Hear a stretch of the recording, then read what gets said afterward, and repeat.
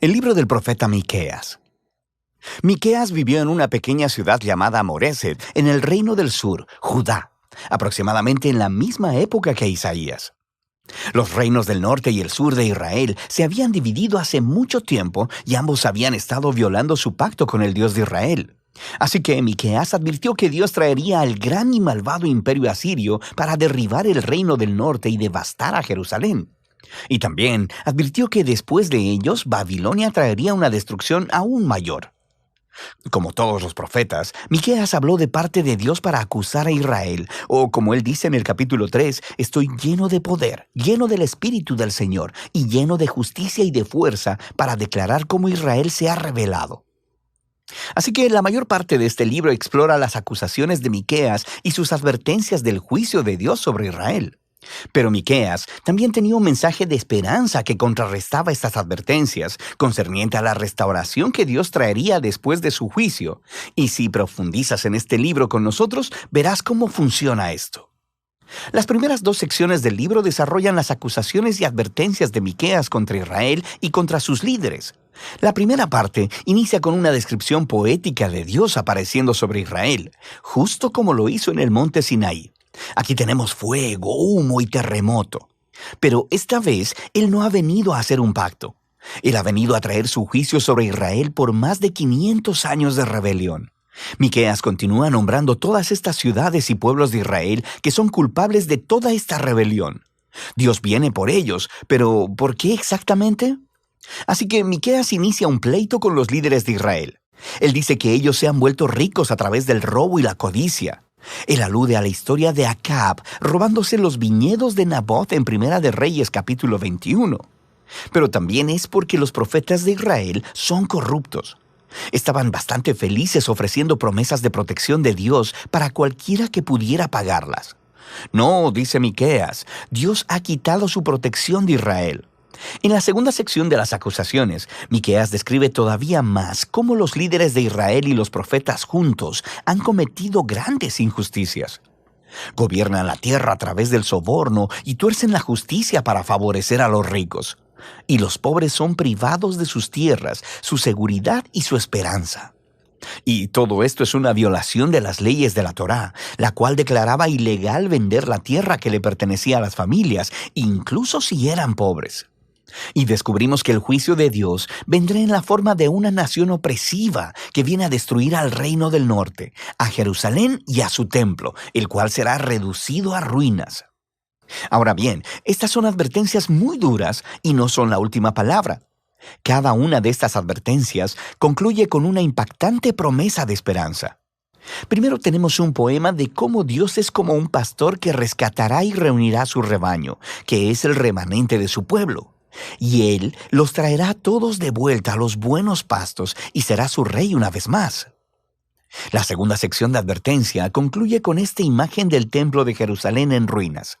Y Miqueas dice que esto no será permanente. Un día Dios exaltará su templo, lo llenará de su presencia y llenará la ciudad con el remanente de su pueblo. Así que el propósito de Dios es hacer de Israel el lugar en el que el cielo y la tierra se encuentran, para que todas las naciones fluyan a Jerusalén, donde Dios se convierte en el rey de todas las naciones, trayendo paz a la tierra. Estos dos poemas finales de esperanza son muy poderosos. Y la siguiente sección del libro, de hecho, los desarrolla todavía más en una serie de poemas hermosamente diseñados que tratan completamente acerca de la futura esperanza de Israel y de las naciones. Así que aprendemos que después del ataque de Asiria, Israel será conquistado y exiliado en Babilonia. Pero a partir de ahí, Dios restaurará a su pueblo y los llevará de vuelta a su tierra. Y luego aprendemos que en la Nueva Jerusalén vendrá un nuevo rey mesiánico del linaje de David. Nacerá en Belén y gobernará en Jerusalén sobre el pueblo de Dios restaurado. Finalmente, en este reino mesiánico, el remanente fiel del pueblo de Dios se convertirá en una bendición entre las naciones. Pero al mismo tiempo, Dios traerá su justicia final y quitará la maldad de su mundo. La sección final del libro regresa al patrón de advertencia seguido de esperanza que vimos en las primeras partes del libro. Miqueas expone una vez más las prácticas económicas injustas de los líderes de Israel y cómo éstas están destruyendo la tierra y al pueblo. Y aquí, Miqueas ofrece sus famosas palabras que resumen lo que significa que Israel siga a su Dios. Ya que se te ha declarado lo que es bueno, ya se te ha dicho lo que de ti espera el Señor. Practicar la justicia, amar la misericordia y humillarte ante tu Dios. Esto es exactamente lo que Israel no ha estado haciendo, y por eso vendrá su ruina. Sin embargo, el libro termina con otra poderosa nota de esperanza. Israel es personificado como un individuo, sentado solo, en vergüenza y derrota. Es una clara imagen de la destrucción y el exilio de Israel.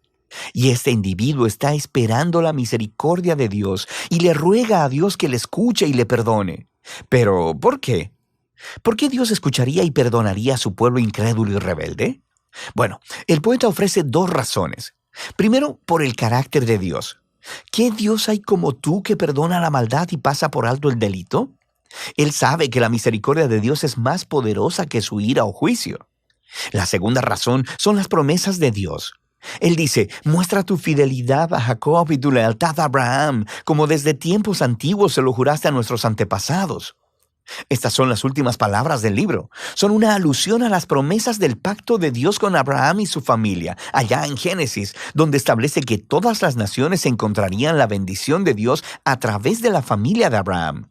Pero para convertirse en una bendición para las naciones, Israel debe primero ser fiel a su Dios. Así que esto explica este ir y venir entre el juicio y la esperanza en el libro de Miqueas. Si Dios va a bendecir a las naciones a través de Israel, entonces Él debe confrontar y juzgar la maldad que está entre su pueblo. Pero su juicio es lo que conduce a la esperanza, porque el amor del pacto y las promesas de Dios son más poderosas que la maldad humana. Y su propósito final no es destruir, sino salvar y redimir. O como lo dicen las últimas líneas del libro, Dios se deleita en su amor de pacto. Así que, una vez más mostrará compasión. Él pondrá su pie sobre nuestra maldad.